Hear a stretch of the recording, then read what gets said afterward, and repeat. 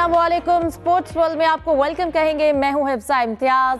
Cricket team world cup से out होने के बाद अब वापस पाकिस्तान पहुंच चुकी है। दूसरे राउंड में पहुंचने के बावजूद टीम की कारकर्दगी बहुत मायूसकुन रही। ओपनर्स की अगर बात की जाए तो साहबजादा फरहान दांत समेटते रहे। बैटिंग, बॉलिंग और फील्डिंग की बात करें तो प्लेइंग 11 का इंतखाब और कप्तानी सब कुछ इस वक्त तनकीद की जद में है। पाकिस्तान क्रिकेट बोर्ड ने खिलाड़ियों को 50-50 लाख रुपए का जुर्माना कर दिया है। इस पर भी बात करेंगे। इसके बाद अब आगे की अगर हम सीरीज की बात करें तो दौरा बांग्लादेश के लिए पाकिस्तान वनडे टीम का ऐलान चंद रोज में मुतवक्के है और T20 world cup semifinal lineup भी मुकम्मल हो गया है। जनूबी अफ्रीका ने जिम्बाब्वे और भारत ने वेस्ट इंडीज को 5 विकेटों से शिकस्त दे दी। वेस्ट इंडीज के अहम मैच में एम्पायरिंग के कुछ फैसलों पर भी तनकीद जारी है, उन पर भी डिस्कस करेंगे। और भारत की बात की जाए तो भारत की अफगानिस्तान पर मेहरबानियां जारी हैं। दोनों मुल्कों की टीमें जून में चंडीगढ़ में टेस्ट मैचेस खेलेंगी।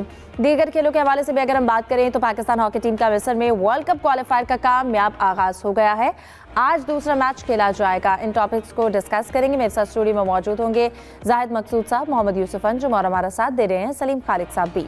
आप तीनों को वेलकम कहूँगी और जाहिद साहब आपसे आगाज़ करूँगी। हम सबसे पहले अगर पाकिस्तानी टीम के हवाले से बात करें, हम सेकेंड राउंड से ही वापस आ जाते हैं और अगर हम पिछले गालिबन 4 इवेंट्स की बात करें, हम सेमीफाइनल तक नहीं पहुंच पा रहे हैं। बार बार टीम चेंज की जा रही है, लेकिन क्यों हम रिजल्ट्स चाहते हैं वो नहीं मिल पा रहे। हिफ्जा नहीं, जैसा आपने कहा कि दूसरे राउंड से ही वापस आ जाते हैं। दूसरे राउंड में तो बड़े अरसे के बाद पहुंचे थे, पहले ही राउंड में हम वापस आ जाते थे और इस दफ़ा अल्लाह अल्लाह करके हम दूसरे राउंड में पहुंचे हैं, जो कि उम्मीद नहीं थी कि दूसरे राउंड में भी टीम पहुंच सकेगी। अब क्योंकि जो है वो पाकिस्तान और श्रीलंका का आखिरी मैच था, इस पे तो अब तक जो है बहुत कुछ कहा भी जा चुका है और ज़ाहिर आपने ख़ुद भी कहा कि तनकीद भी हर शोबे में तकरीबन जारी है। और ये मैच था पाकिस्तान के लिए एक किस्म का डू और डाई था इवेंट में रहने के लिए, जिसमें पाकिस्तान 147 रन पर रोकना था। लेकिन यहाँ पे सबसे पहले मैं बात करूँगा कि ये कैसा मंज़र था। मेरे लिए तो बड़ा ही ये कहना चाहिए कि एक अजीब व गरीब सा मंज़र था, बल्कि अच्छा भी लग रहा था कि साइम अयूब और बाबर आजम तालियां बजा रहे हैं और साहबजादा फरहान और फ़खर जमा जो है चौके छक्के लगा रहे हैं। तो ये दिन आया था। पाकिस्तान एक अच्छा स्कोर दिया, अच्छा स्टैंड दिया, क्योंकि पहले कहते रहे, यहाँ पे माहिरीन भी कहते रहे, हम लोग भी कहते रहे, सबको नज़र आ रहा था कि जो बाहर आप साथ लेके गए हैं उनको चांस दे दें। लेकिन फ़खर जमा को बिल्कुल चांस नहीं मिल रहा था। एक आध मैच में डाला, उसमें बारिश आ गई। फिर ओपनिंग पे एक मुतालबा था कि वो पहले बुनियादी तौर पर ओपनर है, ज़ाहिर है साइम के लिए इन्होंने जगह खाली की थी, फिर ओपनिंग पे भेजा गया। तो लगता है इस मैच में सिर्फ पाकिस्तान के 2 ओपनर ही खेलने गए थे और लास्ट में तो आपको याद है धड़ाधड़ विकटें गिरी पाकिस्तान की और ओपनिंग स्टैंड ही पता नहीं 176 कितना साहबजादा ने उसने कर दिया। और इस पूरे इवेंट की एक ही खुशगवार बात थी, वो साहबजादा फरहान की फार्म थी और उन्होंने विराट कोहली का भी रिकॉर्ड तोड़ा। एक इवेंट में 2 सेंचुरियाँ भी की और सलीम खालिद साहब की बात ख़ास तौर पर उन्होंने मान ली। ये 1 सेंचुरी का मुतालबा करते थे, उसने 2 सेंचुरियाँ बना डाली और साइम भी बाहर बैठे थे। और फिर कदरे कहना चाहिए कि उस्मान तारिक को सही यूज़ तो नहीं किया गया, लेकिन उस्मान तारिक ने उतना मायूस नहीं किया बाकी बॉलर्स की निस्बत। तो कहना चाहिए कि पाकिस्तान ने कुछ हासिल पता नहीं किया या नहीं किया। हम एक अक्सर तनकीद करते हैं कि जब चैम्पियंस ट्रॉफी हुई तो भारत की टीम को ये एक एज दिया गया और उन्होंने मुसलसल अपने मैच दुबई में खेले, तो पाकिस्तान को भी तो मुसलसल श्रीलंका में और कोलंबो में मिल गए। ये कोई जवाज़ नहीं है इस चीज़ का। लेकिन ओवरऑल देखा जाए पाकिस्तान की बैटिंग, बॉलिंग और ख़ास तौर पर प्लेइंग साइड का इंतखाब करना और फिर सबसे ज़्यादा मेरे नज़दीक जो है पाकिस्तान की कप्तानी सलमान आगा की, ये तमाम चीज़ें बड़ी ही मायूसकुन थी। और ये ठीक है, अलग बात है कि बहुत कुछ कहा भी जा रहा है कि हर इवेंट के बाद हम ऐसी ही बातें करते हैं, हर इवेंट के बाद कई खिलाड़ियों को बिठाने की भी बातें होती हैं, फिर जूं की ट्यूं ये टीमें सामने आ जाती हैं।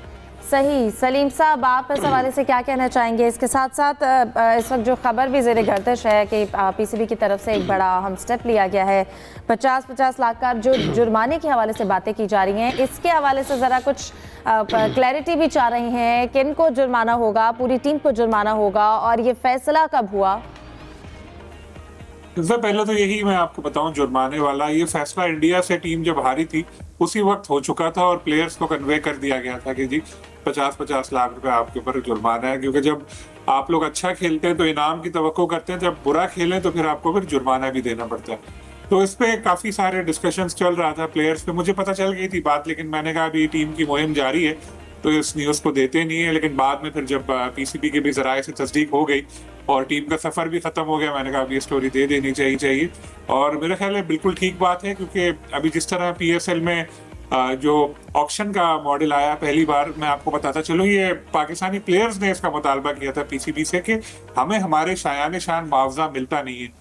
खास तौर पर साहबजादा फरहान ने भी कहा था कि जी मुझे जो पैसे मिलते हैं कम मिलते हैं और मेरी जो वर्थ है उससे ज्यादा है। तो पीसीबी ने कहा चलो ऑक्शन मॉडल ले आते हैं, सबको ही फायदा हो जाएगा। और वाकई फायदा हुआ, करोड़ों रुपए के ये जो प्लेयर्स हैं इनके मुआहदे हुए, माजी के मुकाबले में बड़ा फर्क पड़ा। फिर पीसीबी से भी इनको हर महीने ए कैटेगरी तो सेंट्रल कॉन्ट्रैक्ट अब इस दफा दिया नहीं था किसी को, लेकिन बी कैटेगरी वाला भी 40-50 लाख रुपए महीना सिर्फ वैसे ही ले जाता है मुआवजे वगैरह की, मैच फीस और दीगर जो चीजें वो अलग हैं। तो जब पीसीबी अपनी तरफ से इतना कुछ कर रहा है तो अभी प्लेयर्स का भी फर्ज है कि वो परफॉर्म करें। लेकिन हमने जब देखा कि टीम की परफॉर्मेंस है वो तो इतनी ज्यादा मायूस कुन थी कि हम दूसरों के मरूने मिन्नत पहुंचे। नामीबिया, नेदरलैंड, अमेरिका को हराकर हम लोग पहुंचे सुपर 8 में। वहां पर हम तवक्को कर रहे थे कि फिर कुछ और मौजूदा हो और हम आगे जाएं, ऐसा होता नहीं है।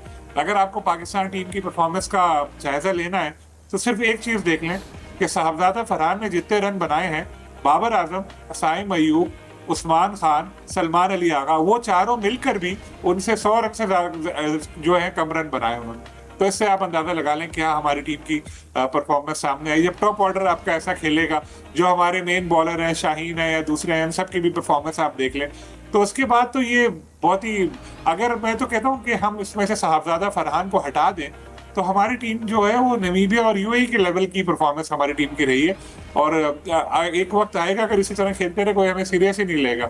तो आगाज इसका इंडिया के खिलाफ मैच से ही हुआ जिसमें बहुत बुरा खेले थे, और हालांकि बहुत ज्यादा आसमान पे चढ़ाया हुआ था टीम को कि यार कंडीशन से आगाही हासिल है, पिचेज स्पिन है, हमारे पास स्पिनर बहुत अच्छे हैं, बैट्समैन हमारे कंडीशन से बिल्कुल सेट हो चुके हैं। उसके बाद जब हारे तो फिर जाहिर है कि फिर रिएक्शन तो आना ही है। तो अभी 50 लाख तो एक आगाज है, आगे और भी बहुत सारी चीजें नजर आएंगी। क्या एक्सपेक्ट किया जा रहा है सलीम साहब, और ये फाइन कितना इफेक्टिव होगा? क्या लगता है जो रिजल्ट्स हम चाह रहे हैं, क्या इन स्टेप से हमें वो सब मिल सकता है?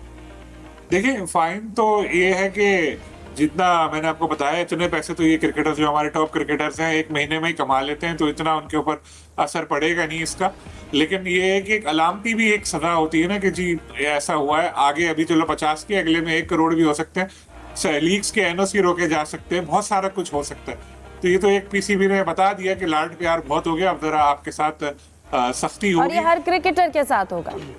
बिल्कुल, जाहिर है वो जब इनाम भी सबको मिलता है ना कि अगर एक प्लेयर सेंचुरी करे तो बाकी 10 को भी इनाम मिलता है ना, तो इसी तरह एक गलत करे तो बाकी भी। यहाँ तो कलेक्टिवली फेलियर है ना हमारा। हम कह रहे थे फखर को, देखें आखिरी मैच में कितनी अच्छी उन्होंने इनिंग खेली और उनको हम यूज नहीं कर रहे थे, खिलाए नहीं, और इवेंट से पहले ही उनको बता दिया था कि यार आप हमारी प्लेइंग 11 में नहीं हो, तो मजबूरी में खिलाना पड़ा। नसीम आखिरी मैच खेले, लेकिन नसीम के बारे में भी बता दूं कि अक्सर बड़े मैच में एक आध उनको खिला रहे थे, लेकिन अचानक उनके पेट में दर्द हो गया था तो वो खेल नहीं पाए थे। इंग्लैंड के खिलाफ मैच में भी ऐसे ही हुआ था, फिर आखिरी वक्त में शाहीन को खिलाना पड़ा था। तो ओवरऑल अगर हम देखें तो कोई साहबजादा और किसी हद तक एक हमारे जो स्पिनर उस्मान की बॉलिंग अच्छी थी, बाकी आप देख लें किसी की परफॉर्मेंस क्या थी, साहबजादा बैटिंग में हो और एक बॉलिंग में, बाकी किसी ने कुछ भी नहीं किया। जब ऐसी परफॉर्मेंस है तो फिर नताइज भी ऐसे ही सामने आते हैं। सही। यूसुफ, आप इस हवाले से क्या कहना चाहेंगे? एक अच्छा टारगेट हम लोगों ने सेट किया था श्रीलंका के साथ 212 का, लेकिन फिर भी हमने उस मैच को बहुत मुश्किल बना दिया। हमने एक अच्छी ओपनिंग भी दी, लेकिन उसके बावजूद हम उस स्कोर को डिफेंड नहीं कर सके, हम रिस्ट्रिक्ट नहीं कर सके 147 पे। तो ये बहुत सी खामियां, और ये भी एक हमारा पैटर्न है कि अगर जिस दिन हमारी बैटिंग साथ देती है हम बॉलिंग में उतना इफेक्टिव नहीं होते हैं, और अगर हमारी बॉलिंग अच्छी हो तो हम बैटिंग में तो हमेशा ही स्ट्रगल करते हुए दिखाई देते हैं। देखिए, जब भी हम मैच आते हैं बिल्कुल इस किस्म की बातें करते हैं कि ये चीज़ें ठीक नहीं हुई, लेकिन सबसे जो ज़्यादा इसमें जो डिसाइड हुआ इसमें जो पूरे वर्ल्ड कप में, वो था कप्तानी के हवाले से उनके फैसले। ठीक है, आपने मेरिट पर सिलेक्शन जिस तरह भी की, प्लेइंग 11 का इंतखाब आपने किया, लेकिन आखिर पे जवाबदेह कप्तान को होता है। कप्तान जब तक अच्छे फैसले नहीं करे, उस वक्त चाहे आप 250 भी स्कोर कर लें, फिर आपकी बॉलिंग लाइन कुछ नहीं कर पाएगी। हम अक्सर ये कहते हैं कि जो अपने बॉलर का इंतखाब बड़ा सोच समझ कर करने की ज़रूरत है, लेकिन बॉलर ने भी मायूस किया, और ख़ास तौर पे जिस तरह की हमने देखा कि आखिरी ओवर में जिस तरह शहनशाह अफरीदी और हमारे दूसरे जो पेसर्स थे, उन्होंने अपनी बॉलिंग की वो किसी भी लिहाज से ही हम उसको क्वालिटी बॉलिंग नहीं कह सकते। जब वर्ल्ड कप शुरू हुआ तो हम सब ये कह रहे थे कि पाकिस्तान के पास दुनिया का बेहतरीन स्पिन अटैक है, लेकिन वो स्पिन अटैक भी पूरे वर्ल्ड कप में एक्सपोज हो गया है। हम अपनी कंडीशन का अच्छा इस्तेमाल नहीं कर पाए। हम अपने उसकी मेन वजह ये थी कि हमारे जो फैसले थे कप्तानी के हवाले से, जहाँ हमने तब्दीलियाँ करनी थी वहाँ हमने तब्दीलियाँ नहीं की। हमने जो लिखा पड़ा था पहले से वो चीज़ें उन पर ही करते रहे, और जिसकी वजह से पाकिस्तान टीम को इतनी तौर पर पूरे वर्ल्ड कप में मुश्किलात का सामना भी करना पड़ा। अब हमारे पास चूँकि अब वर्ल्ड कप ख़त्म हो गया है, तनकीद हो रही हर तरफ ही, और पाकिस्तान को क्रिकेट बोर्ड को अब हकीकी मायनों में छोटे छोटे ऑपरेशन की बजाय बड़ा ऑपरेशन करने की ज़रूरत है। जिस तरह के हम ये सुन रहे हैं, लेकिन हम इसके हवाले से कोई स्टेप्स लेते हुए जो कि हमारी टीम को भी फ़ायदा दें वो हम देख नहीं रहे हैं। देखें, हिस्सा 4 इवेंट्स जिस तरह आपने कहा कि हम बाहर हो चुके हैं आईसीसी के इवेंट्स के, 4 बार हमें ये रुसवाई का सामना करना पड़ा है। अब मेरे ख्याल में थोड़ा सा बेहतर की तरफ जाने की ज़रूरत है। अगर कुछ खिलाड़ियों को ड्रॉप करने का प्लान किया जाए, उसको चीज़ों को ठीक किया जाए, तो उसके साथ साथ मेरे ख्याल में कुछ बेहतर आ सकते। लेकिन जो सबसे बड़ी चीज़ जिस पर तवज्जो देने की ज़रूरत है वो हमारे खिलाड़ियों को इस बात का लाजमी बनाना है कि वो डोमेस्टिक क्रिकेट में जाकर खेलें। हमारे जितने भी स्टार्स हैं PSL से हैं या जैसे भी हैं, तो वो टीम का हिस्सा जब आते हैं उसके बाद वो डोमेस्टिक की तरफ नहीं जाते। जब तक आप डोमेस्टिक में नहीं जाएंगे, अपनी खामियों को ठीक नहीं करेंगे, उस वक्त आपकी परफॉर्मेंस का मेयार बेहतर नहीं होगा। सिलेक्शन में भी बहुत सी खामियां हमें देखने को मिली। कप्तानी के हवाले से यकीनी तौर पर अब यही होगा कि सलमान अली आगा 1 से 2 रोज़ में अपनी कप्तानी से दस्तबरदार हो जाएंगे। फिर एक नई डिबेट शुरू हो जाएगी, कप्तान किसको बनाया जाए, फिर उसमें हम चीज़ों को उलझा दिया जाएगा। तो पाकिस्तान क्रिकेट बोर्ड को अब मेरे ख्याल में हकीकी मानों में अपना ऑपरेशन क्लीन अप करने की ज़रूरत है, बोर्ड फैसले करने की ज़रूरत है। अब चूँकि हमें वर्ल्ड कप को देखकर जो आने वाला है अगले 2 साल के बाद T20 का, उसको देखकर हमारी अपनी जो तब्दीलियाँ उनको करने की ज़रूरत है। हमें नौजवान खिलाड़ी को मौका देने की ज़रूरत है, जिसमें जो सीनियर ख़ास तौर पर इसमें बाबर आजम है, शहीन शाह अफरीदी हैं, फ़खर जमान है, मोहम्मद नवाज़ है और शादाब खान। मेरे ख्याल में इन खिलाड़ियों को गुंजाइश हमें दिखाई नहीं दे रही आइंदा आने वाले मैचेस में, आइंदा आने वाले जो इवेंट्स होंगे उसमें। तो पाकिस्तान को जो डोमेस्टिक के परफॉर्मर उनको मौका देना चाहिए। अब नेशनल T20 शुरू होने जा रहा है पेशावर में, वहाँ पर जो परफॉर्म करेगा मेरे ख्याल में लड़कों को इतनी तौर पर अब कंसिडर करने की ज़रूरत है। सही। मैं जाहिद साहब आपकी जानिब आना चाहूँगी। एक तो जैसा कि यूसुफ ने जिक्र किया, कैप्टनसी के हवाले से हम बात करें तो क्या हमें मैच में अगर हम बात करते हैं कि कैप्टनसी जो उन्होंने डिसीजंस लिए वो अच्छे नहीं थे, वो नज़र आता है। कैप्टन की एक जो परफॉर्मेंस होती है मैच विनिंग, वो भी नज़र नहीं आई। लेकिन क्या हमारा कैप्टन, उसको इतना कॉन्फिडेंस दिया जाता है कि वो जो फैसले हैं वो बिल्कुल आज़ादी के साथ ले सके? इसके साथ साथ वर्ल्ड कप में हमें इसका नुकसान हुआ। अब इसके बाद हमारा बांग्लादेश के साथ टूर है, वो एक टोटल डिफरेंट फॉर्मेट है, ODI है। उसके हवाले से हमारी क्या एक्सपेक्टेशंस हैं? वहाँ की जो टीम प्लेइंग 11 होगी उसमें किस किस को मौका मिलना चाहिए? देखिए, जो आपने पहली बात की है ना कि कॉन्फिडेंस कप्तान को देना चाहिए, तो और कैसे कॉन्फिडेंस देना है कि PCB ने उनको वो कोई T20 नहीं खेले हुए थे, आपको याद होगा जब वो आए थे टीम के, और उनको कप्तानी भी दे दी थी। फिर उनके जो कोच हैं माइक हैसन, ये दोनों सलमान आगा और माइक हैसन दोनों इस्लामाबाद यूनाइटेड में हैं और बाहर में मुशावरत से चलते हैं। लेकिन खुद जो कॉन्फिडेंस कप्तान में होता है, जो खुद अपने फैसले दे लेता है। हमने देखा है कि सीरीज़ में ज़रा डिफरेंट कैप्टन नज़र आते हैं, जब बड़ा इवेंट होता है, बड़ा मैच होता है, फिर बहुत ही कन्फ्यूज़ नज़र आते हैं और सारी तवज्जो उनके फिर चिंगम खाने पे होती है। उनको एतमाद तो दिया जाता है, लेकिन कोई एबिलिटी बंदे के अंदर भी होनी चाहिए, जो हमें कम अज़ कम वर्ल्ड कप में तो कहीं भी दिखाई नहीं देती। बहुत सी चीज़ें जो यहाँ बैठ के हम फील करते थे कि यार किसको बॉलिंग कित देनी चाहिए, किसको बैटिंग के लिए भेजना चाहिए, वो उसमें मुकम्मल तौर पर नाकाम दिखाई देते थे। बिल्कुल मायूसी हुई और उन्होंने 1 डाउन की पोजीशन पर आकर वर्ल्ड कप में जो परफॉर्मेंस दिखाई, हम जब भी एग्जांपल देते हैं ऑस्ट्रेलिया के खिलाफ सीरीज़ की देते हैं जिसमें वो अच्छा खेले थे, यहाँ पे वो कोई ऐसी इनिंग्स नहीं खेल सके जिसको कहना चाहिए कि हैरी ब्रोक से सीख लेते, सिकंदर रज़ा से सीख लेते। चलें, सूर्या कुमार यादव पर बड़ी तनकीद हुई, लेकिन 2 मैचेस वो भी बहुत अच्छा खेल गए। तो एज ए जो कैप्टन नॉक होती है वो कहीं भी सलमान आगा में दिखाई नहीं दी। जहाँ तक आपने अब जिक्र किया या यूसुफ साहब जिक्र कर रहे थे कि आपको वो रिज़ाइन दे देंगे, कोई नया कप्तान आएगा, तो मेरी जो राय है ना, एक साबिक़ कप्तान जो हमारे हैं यहाँ पे पाकिस्तान के, उन्होंने एक शोशा छोड़ा था कि शादाब खान को कप्तान बनाया जा रहा है। हमारे ज़राए बताते हैं PCB के, ना इस मामले पर अभी तक गौर किया गया, क्योंकि टीम तो कल वापस आई है। टीम के आने से पहले ही ये मार्केट में बात फैलाई गई शादाब खान अगले कप्तान होंगे। हालांकि ये बहुत ही कबल वक्त है, क्योंकि पाकिस्तान की अभी कोई T20 सीरीज़ नहीं है।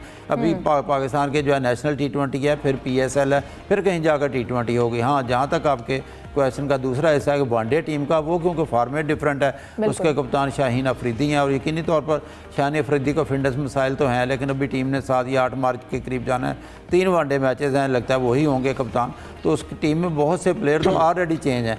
क्योंकि इससे पहले जो आखिरी वनडे सीरीज़ खेली थी पाकिस्तान ने, तो वो श्रीलंका के खिलाफ 3 वनडे थे, आपको याद होगा, जो रावलपिंडी में खेले गए थे और तीनों पाकिस्तान जीता था होम सीरीज़ में। उसमें मोहम्मद रिजवान थे, यानी जो प्लेयर T20 में शामिल नहीं है, और हुसैन तलत थे, उसमें गालबन विकेट कीपर हसीबुल्ला थे। तो वो चेंजेस तो आनी ही आनी है, और यकीनी तौर पर रिजवान जो है बाहर बैठे हैं, वो अब T20 में नहीं लिए जाते, वनडे में उनकी जगह बनती है। बाबर आजम भी अब फ्यूचर दिखाई नहीं देता हमें कि वो T20 में आएंगे। हाँ, अलबत्ता साहबजादा फरहान गालबन वनडे टीम में नहीं थे, उनको लेना चाहिए, क्योंकि खुद जो खिलाड़ी भरपूर फॉर्म में है और जारहाना खेलते हैं, अग्रेसिव खेलते हैं, तो अच्छी बात है। साहबजादा को उसका क्रेडिट ज़रूर देना चाहिए, जो वर्ल्ड कप में उन्होंने परफॉर्मेंस दिखाई है, उनको टीम में आना चाहिए। लेकिन बाकी साइम अयूब और जो बाकी जितने खिलाड़ी हैं, हारिस रऊफ अब बहुत बाहर मौजूद हैं, T20 में शामिल नहीं है, तो यकीनी तौर पर वनडे के हवाले से इसमें चेंजेस तो यकीनन होंगी पाकिस्तानी टीम में। सही, बिल्कुल पाकिस्तानी टीम में चेंजेस की ज़रूरत है। फिर अगर हम बात करें प्लेयर्स की, तो प्लेयर्स पर जुर्माना हुआ, लेकिन कोचिंग स्टाफ, सिलेक्शन, ये किस हद तक जिम्मेदार है, इन पर किस तरह से जो है इनके खिलाफ इक़दाम करने चाहिए, इस हवाले से भी हम बात करेंगे। एक ब्रेक के बाद हमारे साथ रहिए।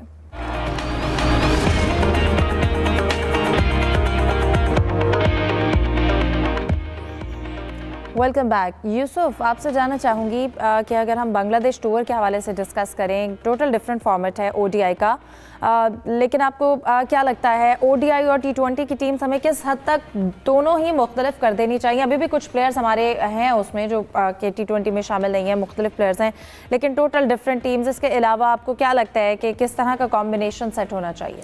देखें, जो T20 है उसको तो बिल्कुल पाकिस्तान को नई टीम बनानी चाहिए, उसमें ODI का कोई खिलाड़ी उसमें शामिल ना हो, नए लोगों को मौका देना चाहिए और खिलाड़ियों को बता देना चाहिए कि आपको सिर्फ T20 मैचेस के लिए मुंतखब किया जाएगा। क्योंकि जब एक खिलाड़ी का माइंड चेंज किया जाता है, अगर वो टेस्ट क्रिकेटर है, वनडे क्रिकेटर, उसको फिर यकदम कह दिया जाता है कि आपने T20 फॉर्मेट में हिस्सा लेना है, तो फिर उसी के मुताबिक वो सारी अपनी प्लानिंग करता है। तो अक्सर हमने देखा कि जितनी बड़ी टीमें, उन्होंने अपनी जो T20 के खिलाड़ी उनको अलग किया हुआ है बाकी फॉर्मेट से। तो मेरे ख्याल में पाकिस्तान को भी ये तजर्बा कर लेना चाहिए, क्योंकि इसी में हमारी बेहतरी दिखाई दे रही है। दूसरी, यकीनी तौर पर ODI में हमारे कुछ ऐसे खिलाड़ी हैं जो T20 स्क्वाड का भी हिस्सा है, उन पर भी थोड़ा कुछ ज़ेरे गौर करने की चीज़ों की ज़रूरत है। अब चूँकि पाकिस्तान का टूर है बांग्लादेश का, तो जिस वक्त जो खित्ते की सूरत हाल वो कितनी ज़्यादा अच्छी नहीं है, और हमें दुआ करनी चाहिए कि हालात बेहतर हों, क्योंकि अगर ये चीज़ें जारी रहती हैं आने वाले दिनों में, तो फिर हो सकता है कि पाकिस्तान और बांग्लादेश की ये सीरीज़ भी इसको मज़ीद आगे बढ़ाना पड़ जाए।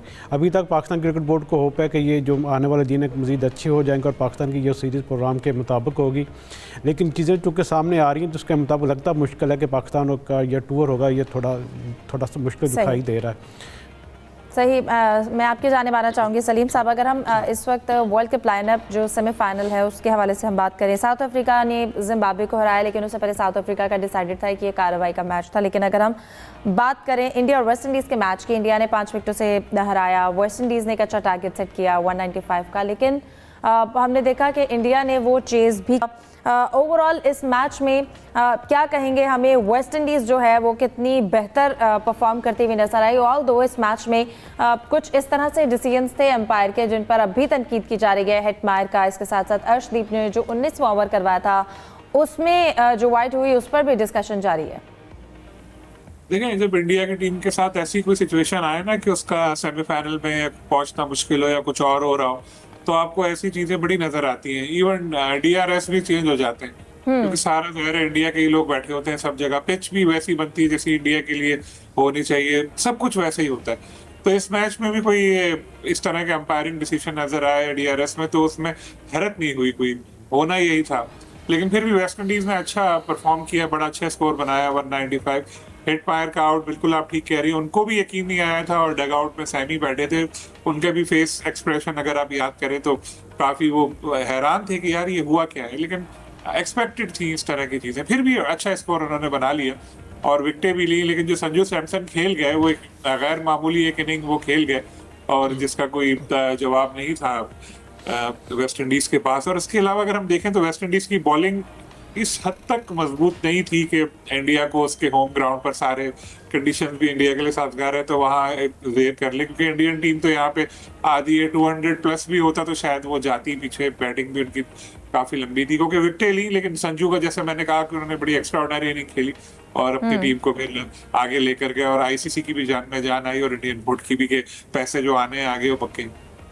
सही, इसके साथ साथ ये कार्रवाई का मैच था जो जिम्बाब्वे और साउथ अफ्रीका के दरमियान खेला गया। साउथ अफ्रीका ने 5 विकेट से हराया, लेकिन फिर भी हमें इस टूर्नामेंट में जिम्बाब्वे जो है वो टीम्स को टफ टाइम देती हुई नजर आई, फाइट करती हुई नजर आई। मजीद आपको क्या लगता है कि जो फील्डिंग में, बैटिंग में, बॉलिंग में, किन शोबों में उन्हें मजीद बेहतर करने की ज़रूरत है? देखिए, जिम्बाब्वे की टीम जो इतना अच्छा परफॉर्म कर रही है उसमें बहुत बड़ा किरदार है सिकंदर रजा का। जो कल का मैच था उसमें भी उन्होंने ऑलराउंड परफॉर्म किया। बहुत अच्छे प्लेयर हैं, फाइटर हैं, और जिस तरह से उनकी बैटिंग के साथ बॉलिंग में भी परफॉर्म करते हैं, टीम को भी साथ लेके चलते हैं। कहीं भी जब आप मैच देख रहे हो तो एहसास नहीं होता कि ये बंदा पाकिस्तान से ताल्लुक रखता है और जिम्बाब्वे किसी दूसरे मुल्क का शहरी बन के वहाँ के लिए खेल रहा है। वो प्योर जिम्बाब्वेन लगते हैं क्रिकेट खेलते हुए। यही उनकी क्वालिटी है। सब प्लेयर्स के साथ उनकी बहुत अच्छी अंडरस्टैंडिंग है। तो जिम्बाब्वे की टीम नो डाउट बेनेट बहुत अच्छा खेले। एक लग रहा था कि सिर्फ रस्मी कार्रवाई के लिए नहीं आई है कि टीम, गो के जो सुपर 8 थे वहां पर मैचेस टफ मिले तो थोड़ा सा परेशानी हुई, उनको काफी परेशानी हुई बल्कि, लेकिन फिर भी एक इस हद तक आना, इधर पहुंचना और बड़ी टीमों को भी टक्कर का फाइट देना, ये एक क्रेडिट जाता है जिम्बाब्वे को। सही। जाहिद साहब, मैं आपकी जानिब आना चाहूँगी। अगर हम इंडिया के दीगर सीरीज़ के हवाले से हम बात करें, स्पेशली अफ़गानिस्तान के साथ, भारत की कुछ मेहरबानियाँ जारी हैं अफ़गानिस्तान के साथ। जून में चंडीगढ़ में एक टेस्ट सीरीज़ भी खेली जाएगी। क्या कहेंगे टेस्ट मैचेस के लिए अफ़गानिस्तान को ये इन्वाइट करना, ये कैसी क्रिकेट डिप्लोमेसी है? देखिए हिफ्ज़ा, क्योंकि अफ़गानिस्तान जो है ना, अफ़गानी अब जब से पाकिस्तान और अफ़गानिस्तान के सरहदों में कशीदगी में इजाफा हुआ है, अगर उससे भी पहले की बात की जाए, हर इवेंट में देख लें हमारे कि नया हरीफ पैदा हुआ अफ़गानिस्तान की शक्ल में। और वो फिर बाद में हालांकि यहीं पे बले पड़े, यहीं पे उन्होंने कोचिंग की, ट्रेनिंग की, क्रिकेट सीखी, पाकिस्तान के कोचेज़ वहाँ पे जाते रहे। लेकिन जब से उन्होंने इंडिया में डेरे लगाए फिर उनका झुकाव उधर बहुत हो गया। आपको याद होगा इरफान पठान को लेके और सारे कितनी उनकी फतह पे खुश होते थे। वर्ल्ड कप में जो है जो उनसे तवक्कुआत लगाई गई थी वो टीम से पूरी नहीं हुई और वापस हो गए पाकिस्तान। उन्होंने 3 मुल्की सीरीज़ के लिए आना था, जिसमें आना से उन्होंने माजरत कर ली थी और इस तरह से उन्होंने, मैं समझता हूँ वर्ल्ड कप से भी जल्दी आउट हो गए। तो एक किस्म का मेहरबानी की फ़ज़ा पाई गई BCCI में। तो उन्होंने एक स्पेशल जो है एक टेस्ट के लिए उनको दावत दी है जो चंडीगढ़ में जून में खेला जाएगा। और इन्फॉर्मेशन के लिए बताऊं कि अफगानिस्तान ने आज तक 12 टेस्ट मैच खेले हैं और जो सबसे पहला टेस्ट था 2016 या 18 में वो भी भारत के ख़िलाफ़ ही उन्होंने खेला था। वो अफगानिस्तान हार गया था। आज तक 7 टेस्ट गालबन हार चुका है। तो मुझे लगता है एक विंडो निकाली गई अफगानिस्तान की टीम को ओबलाइज करने के सिलसिले में, ये जो मेहरबानी की गई है टेस्ट मैच देने की। सही। यूसुफ, आपकी जानिब आना चाहूँगी। हमने आगाज़ में दीगर खेलों का जिक्र किया। अगर हम हॉकी की बात करें, पाकिस्तान हॉकी टीम का मिस्र में वर्ल्ड कप क्वालिफायर का एक कामयाब आगाज़ हुआ। आज दूसरा मैच खेला जाएगा। उन सारे क्राइसिस को अभी साइड पर रखकर हम हॉकी में जो इस वक्त टीम परफॉर्म कर रही है उसके हवाले से क्या बताएंगे? कितनी बेहतर हमें इस वक्त फॉर्म में नजर आ रही है टीम? देखें, पाकिस्तान की हॉकी के लिए ये जो वर्ल्ड कप क्वालिफायर है बहुत अहमियत का हामिल है। अच्छी बात है कि पाकिस्तान ने अच्छा आगाज़ किया। पहले मैच में चीन को 4 के मुकाबले 5 गोल से हराया। आज पाकिस्तान का टीम का दूसरा अहम मैच खेलेगी अब मलेशिया के साथ। 4 बजे होगा पाकिस्तानी वक्त के मुताबिक। अगर ये पाकिस्तानी टीम मैच जीतने में कामयाब हो जाती है, इसके बाद पाकिस्तान टीम का ऑस्ट्रेलिया के साथ 4 तारीख को मैच है, तो फिर अगर पाकिस्तान की टीम सेमीफाइनल में भी रसाई हासिल करती है तो पाकिस्तान की टीम वर्ल्ड कप में खेलने के लिए अहल हो जाएगी। आपको पता कि 2018 के बाद पाकिस्तान की टीम हॉकी के वर्ल्ड कप से बाहर है। अब ये वर्ल्ड कप क्वालिफाइंग राउंड ही पाकिस्तान की जो आने वाले दिन है फ्यूचर के लिए उसके तयन करेगा कि पाकिस्तान की हॉकी कहाँ खड़ी है। उम्मीद की जा सकती है कि पाकिस्तान की टीम ने जिस तरह चीन के खिलाफ अच्छा परफॉर्म किया, थोड़ी सी अपनी खामियों को दूर करके आइंदा मैचेस में अच्छा परफॉर्म करे तो मेरे ख्याल में पाकिस्तान के पास सुनहरी मौका के वर्ल्ड कप में जगह बना सकेगा। और अगर वर्ल्ड कप में क्वालिफाई करता है तो इसका कितना मौका है, जो स्पॉन्सरशिप है वो वापस आ सकती है? देखिए, सब कुछ ही वापस आ सकता है क्योंकि वर्ल्ड कप में जगह बनाना उसके लिए पाकिस्तान के पास यकीनी तौर पर बहुत बड़े चांस इस वक्त मौजूद है। लोगों का एतबार पाकिस्तानी टीम पर आ जाएगा। लोगों की जो है वो पाकिस्तान हॉकी के हवाले से जो उनकी सोच इतनी ज़्यादा अच्छी नहीं है। लोग नेगेटिव चीज़ों को ज़्यादा देख रहे हैं। मेरे ख्याल में पाकिस्तान हॉकी कौमी खेल है हमारा, उसको तरवीज के लिए सबको आना चाहिए। और अगर पाकिस्तान की टीम जिस तरह के होप्स हैं कि पाकिस्तान वर्ल्ड कप में क्वालिफाई करती है जो 15 अगस्त से हॉलैंड और बेल्जियम में खेला जाना, तो फिर देखना कि पाकिस्तान की हॉकी मजीद बुलंदी की तरफ जाएगी। सही। जाहिद साहब, आपसे जानना चाहूँगी, समीउल्लाह के हवाले से हम बात करें तो सिलेक्शन कमेटी के चेयरमैन बना दिए गए हैं। क्या कहेंगे समीउल्लाह खान जैसे लेजेंड को सिलेक्शन कमेटी का चेयरमैन बनाना, उनकी जो सोच थी एग्रेसिव हॉकी की, ये हॉकी के रिवाइवल के लिए कितनी बेहतर हो सकती है और इससे रिफॉर्म्स कितनी बेहतर हो सकती है? देखें, बेसिकली तो अब सलाउद्दीन सिद्दीकी, हसन सरदार और फिर ओलंपियन समीउल्लाह को जो चीफ सेलेक्टर बनाया गया और ये बेसिकली ये काफ़ी पुराने क्रिकेटर हैं, कहना चाहिए कि 80 की दहाई के क्रिकेटर हैं, जब हम भी हॉकी की कमेंट्री भी बड़े शौक से सुना करते थे। इसमें कोई शक नहीं है, फ्लाइंग हॉर्स कहा जाता था समीउल्लाह को, पहले भी उनको चांस मिला था, लेकिन हम तवक्को करते हैं जो नई इंतज़ामिया आई है मेरिट पे खिलाड़ियों का इंतखाब करेगी और मेरिट पे इंतखाब होगा। और खिलाड़ियों के जो दीरीना मुतालबे होते थे डेली वेजेस के या रहाइश का हालिया स्कैंडल सामने आया तो PSB के हाथ में अब बागडोर है। अब उनके अगर ये कहना चाहिए मसाइल हाले होते हैं, उनको पॉकेट मनी मिलती है टाइम पे जो उनके टूर TADA वगैरह हैं, और फिर ओलंपियन भी जो है ज़ाहिर है इनकी तो मुशावरत होगी, लेकिन जो हमारी इतलात थी जो यूसुफ अंजुम साहब ने पहले भी बताया था कि PHF में अहम मुद्दों पर गालबन जो है ओलंपियन को नहीं लाया जाएगा, हॉकी के मैदान में इनकी इनपुट आउटपुट ली जाएगी। और इनके बड़े होने में तो कोई शक ही नहीं है समीउल्लाह के, सलाउद्दीन सिद्दीकी के या हसन सरदार के, लेकिन चांस पहले मिलते ज़रूर हैं। इनको तवज्जो देनी होगी भरपूर और मेरिट पे खिलाड़ियों का इंतखाब भी करना होगा। सही। सलीम साहब, जैसे हमने अभी हॉकी की सिलेक्शन की हम बात कर रहे हैं, तो इससे अगर अभी ब्रेक पर जाने से पहले मैंने जिक्र किया पाकिस्तानी टीम के हवाले से हम सिलेक्शन कमेटी की बात करें, कोचिंग स्टाफ की बात करें, इस वक्त पाकिस्तान की जो परफॉर्मेंस है इसमें कितना जो है हम देखते हैं कि उनका पर्सन हाथ है इस वक्त सारी सिलेक्शन में, परफॉर्मेंस की जो इस वक्त कारकर्दगी चल रही है, और फिर सिर्फ प्लेयर्स को जुर्माना करना क्या काफ़ी है? सिलेक्शन कमेटी, कोचिंग, इनको कौन पूछेगा? इनसे पूछना चाहिए। आपने बिल्कुल सही एक नुक्ता उठाया है कि मेरे ख्याल है लोगों को बहुत सारे याद भी नहीं होगा सिलेक्शन कमेटी में है कौन कौन। ये बिल्कुल छुपे रहते हैं, सामने भी नहीं आते। पहले तो होता था सिलेक्शन होती थी तो उसके बाद प्रेस कॉन्फ्रेंस होती थी, अब तो प्रेस रिलीज आ जाता है और इसमें लिखा भी नहीं होता कि किसने टीम सेलेक्ट की है। आकिब जावेद तो खैर पीछे हो गए हैं, लेकिन जाहिर है उनका तो होगा। लेकिन अलीम डार हैं, हमारे असद शफीक हैं, इन लोगों से पूछना चाहिए कि भाई आप जो टीमें सेलेक्ट कर रहे हो ये कर क्या रहे हो। इन लोगों से बिल्कुल जवाबदेही होनी चाहिए। माइक हैसन को अल्टीमेट पावर मिली हुई है टीम की, सलमान आगा कैप्टन है, लेकिन अगर आपने देखा हो मैदान में जब भी मैच हो रहे थे कोई भी ब्रेक आता था तो माइक हैसन वहां पे पहुंच जाते थे। पूरा टीम को उन्होंने कंट्रोल करके रखा हुआ है। फिर शादाब खान बिल्कुल, और इस हवाले से भी क्लैरिटी आनी बहुत जरूरी है। प्लानिंग और स्ट्रेटेजी की जिम्मेदारी किसकी है और जो जिम्मेदारान हैं उनको भी इस हवाले से अकाउंटेबल ठहराना चाहिए। प्रोग्राम का वक्त खत्म हो जाता है, हमें दीजिए इजाजत, अल्लाह हाफिज।